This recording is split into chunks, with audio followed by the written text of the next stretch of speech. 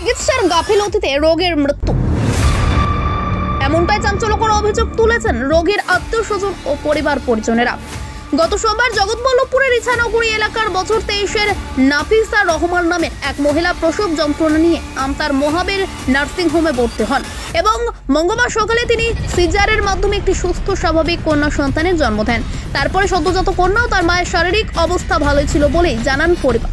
প্রায় একটা দিন কেটে যাওয়ার পরে বুধবার দুপুর আনুমানিক 2টা নাগাদ নার্সিংহোমের পক্ষ থেকে একটি স্যালাইন ও ইনজেকশন দেওয়া হয় ওই মহিলাকে এবং সঙ্গে সঙ্গে ওই মহিলার অবস্থার অবনতি হতে থাকে এবং অজ্ঞান হয়ে পড়েন। ওই মহিলার সঙ্গে থাকা মহিলার মা তড়িঘড়ি পরিবারকে খবর দেন এবং ঘটনাস্থলে পরিবারের লোকজন গেলে সেখানে দেখতে পান যে নার্সিংহোমের বাইরে আগে থেকেই পুলিশ প্রশাসন ও র্যাব মোতায়েন করা হয়েছে এবং এ বিষয়ে পরিবারের লোকজন নার্সিংহোম কর্তৃপক্ষকে জিজ্ঞাসা করলে তারা বলেন শারীরিক অবস্থার অবনতির কারণে তাকে আইসিইউতে রাখা হয়েছে এবং সেদিন তড়িঘড়ি নার্সিংহোমের পক্ষ থেকে ওই মহিলাকে কলকাতার একটি বেসরকারি হাসপাতালে স্থানান্তরিত করা হয়। এছাড়াও পরিবারকে বলা হয় ওই মহিলার যাবতীয় খরচা বহন করবে মহাবীর নার্সিংহোম কর্তৃপক্ষ। এরপর ওই মহিলা কোমায় চলে যায় এবং গতকাল রাতে ওই মহিলার মৃত্যু হয়। চিকিৎসার গাফিলতিতে রোগী মৃত্যু, চাঞ্চল্যকর অভিযোগ রোগীর পরিবারের। হাওড়ার বেসরকারি হাসপাতালের ঘটনা, অবস্থার অবনতিতে কলকাতায় স্থানান্তর। কলকাতার বেসরকারি হাসপাতালে মহিলার মৃত্যু। এখানেই চিকিৎসার গাফিলতিতেই এই মৃত্যু হয়েছে বলে অভিযোগ রোগীর পরিবারের। স্বাভাবিকভাবেই এই মর্মান্তিক ঘটনায় পরিবারে শোকের ছায়া নেমে এসেছে এবং পরিবার সূত্রে জানা যাচ্ছে নার্সিংহোমের বিরুদ্ধে তারা আইনগত অভিযোগ করবেন এবং এ বিষয়ে নার্সিংহোম কর্তৃপক্ষের কাছে জানতে চাইলে তিনি সংবাদ মাধ্যমকে বলেন, এ বিষয়ে আপনাকে আমার কিছু বলার নেই, আমি কোর্টে সমস্ত কিছু বলবো। আমি হচ্ছি মেয়ের চাচা, আমি হচ্ছে হামিদ রহমান মোল্লা। গত সোমবার বৈকালবেলায় ডেলিভারির জন্য আমতা মহাবীর নার্সিংহোমে নাফিসা রহমানকে ভর্তি করা হয়। যখন ভর্তি করে ওনার প্রেশারটা হাই ছিল, বাকি সব রিপোর্ট ঠিকই ছিল। মঙ্গলবার বৈকালে ভর্তি করা হয়, সোমবার সকালে ভর্তি করা হয়, মঙ্গলবার সকালবেলায় ডেলিভারি হয়, সিজারে ডেলিভারি হয়। বাচ্চার বললো একটু প্রবলেম আছে, শ্বাসকষ্ট, তাকে কাঁচের ঘরে রেখেছিল। বাচ্চার মা সুস্থ ছিল। বুধবার দিন সকাল থেকে বাচ্চার মা 10টার সময় নিজে টিফিন করেছে, দুপুরেও নিজে খেয়েছে নিজে হাতে, মা বা শাশুড়ির সঙ্গে নিজে হাসি আর কি করেছে। দুপুর পরে ওকে নার্সিংহোম থেকে বলে যে তোমাকে স্যালাইন দেওয়া হবে। স্যালাইন দিয়েছে। স্যালাইন দেওয়ার পরে ওকে একটা ইঞ্জেকশান পুশ করেছে। কি ইঞ্জেকশানটা যখন যেই নার্স পুশ করেছে, অন্য নার্স এসে সঙ্গে সঙ্গে কেড়ে নিয়েছে। যখন কেড়ে নেওয়া হয়েছে তখন পেশেন্ট ছটকাছটকি করছে বা বলছে যে খুব যন্ত্রণা হচ্ছে, তখন ওর কাছ থেকে কেড়ে নিয়ে চলে যাওয়া হচ্ছে। যখন স্যালাইনটা নাফিসার রহমানের মা বা শাশুড়ি ওরা স্যালাইনটা দেখতে চেয়েছিল, ইঞ্জেকশানটা, সেটা দেখতে দেয়নি। ওদেরকে বলেছে যে এটা দেখার অধিকার আপনাদের নেই।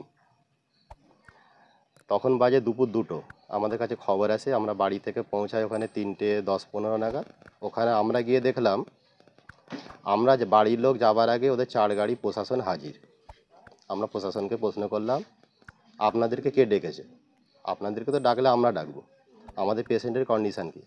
বলে পেশেন্ট আইসিইউতে আছে, পেশেন্টের হার্টের প্রবলেম, ওকে কার্ডিওলজি দেখাতে হবে, কার্ডিওলজি ডিপার্টমেন্ট আমাদের এখানে নেই। আমরা দাবি রেখেছিলাম আপনাদের দায়িত্ব, আপনাদের মহাবীরে আমাদের পেশেন্টকে ভর্তি করেছি, আমরা মহাবীর থেকেই ডিসচার্জ করাবো।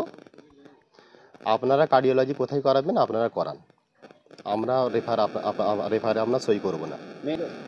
হ্যাঁ, মেয়েটার কোনো কার্ডিও প্রবলেম ছিল না।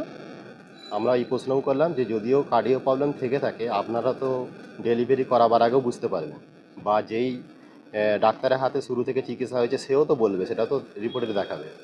আপনারা এখন হঠাৎ করে এই কথা বলছেন, এটা মিথ্যে কথা হচ্ছে। যদিও কার্ডিও প্রবলেম হয়ে যায় আপনাদের দায়িত্বে, তাহলে আপনারা চিকিৎসা করান, সেটা মানেনি। এইভাবে কেটে যায় রাত্রি 8:30। 8:30টার সময় তখন আইসিইউ থেকে আমরা খবর পাই যে পেশেন্টটা হালকা নড়াচড়া করেছে, হাত পা হালকা নড়েছে। ওরা আইসিইউ গাড়ি করে ওই শর্তেই রাজি হলো, কিন্তু কোনো লিখিত নয়। আমরা চেয়েছিলাম যে আপনারা লিখিত করে এখান থেকে যেখানে চিকিৎসা করাবেন করান, আমরা কিন্তু মহাবীর নার্সিংহোম থেকেই ডিসচার্জ করাবো। ওরা লিখিত না করে মুখের কথাতেই আজ পর্যন্ত ওরা 3 3.5 যা হোক একটা যেটা খরচা হয়েছে ওরা সেই খরচাটা দিয়েছে। এখন কোথায় পেশেন্ট? এখন পেশেন্ট কলকাতা পার্ক সার্কাসে আচ্ছা, একটা নার্সিংহোমেতে আছে। উনি কি এখন সুস্থ আছেন? না, উনি ডেথ হয়ে গেছে, পেশেন্ট ডেথ। কবে মারা গেছে? পেশেন্টটা আজ সন্ধে ওই 7টা নাগাদ মারা গেছে।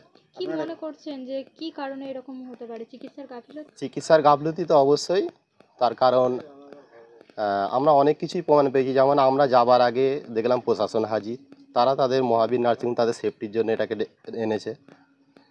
আমরা বললাম যে যেই স্যালাইনটা মানে দেওয়া হয়েছিল বা যেই নার্সটা যেটা ইঞ্জেকশন পুশ করেছে তাহলে তাকে ডাকা হোক বা সেইটা আপনারা সিসিটিভি ফুটেজ চেক করুন, সেটাও কিছু বলেনি।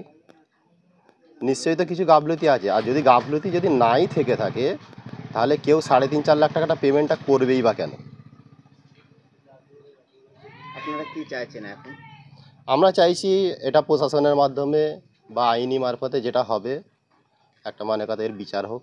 এইভাবে তো আর আপনারা কি অভিযোগ করবে? আমরা তো অভিযোগ অবশ্যই করব। আমার নাম হামিদ রহমান মোল্লা। আচ্ছা, পেশেন্টের নাম? পেশেন্টের নাম হচ্ছে নাফিসা রহমান। কত বয়স? বয়স 19-20-র ভিতর। আচ্ছা, আপনি কে হন ওনার? আমি মেয়ের চাচা। বাড়ি কোথায়? বাড়ি ইছানাগরি, জগৎবল্লভপুর হাওড়া। ভুল হলে ওরা রিপোর্ট করবে, কোর্টে রিপোর্ট করবে, কোর্ট যদি ভুল প্রমাণিত করে আমার সেই মতে হবে। আচ্ছা, সেটা তো কোনো অসুবিধা খারাপ হয়েছিল, আমরা ওকে আইসিইউতে চিকিৎসা করে আমরা ট্রান্সফার করেছিলাম, তারপরে হয়েছে। এবারে ওদের অভিযোগটা হলে ওটা থানায় জানাবে, কোর্টে জানাবে, সেটা অভিযোগ প্রমাণিত হলে তখন আমরা সেই মতো ব্যবস্থা নেব। সেগুলো পেশেন্ট পার্টি তো বলতেই পারে, খারাপ হলে সেটা বলতেই পারে। অভিযোগ ভুল, আমার চিকিৎসা ভুল বলে কিছু হয়নি, চিকিৎসা ভুলের জন্য ওরকম ভাবে কিছু হয়নি। পেশেন্টের সমস্যা হয়েছে তাই রেফার করা হয়েছে। তাই তো সবার কাছে ওপেন আছে, কোর্ট ওপেন আছে, থানা ওপেন আছে, সেটা তো আমরা কৈফিয়ত কাউকে দেবো না। আমরা থানা যদি কোর্টে হয় কোর্টে কৈফিয়ত দেবো।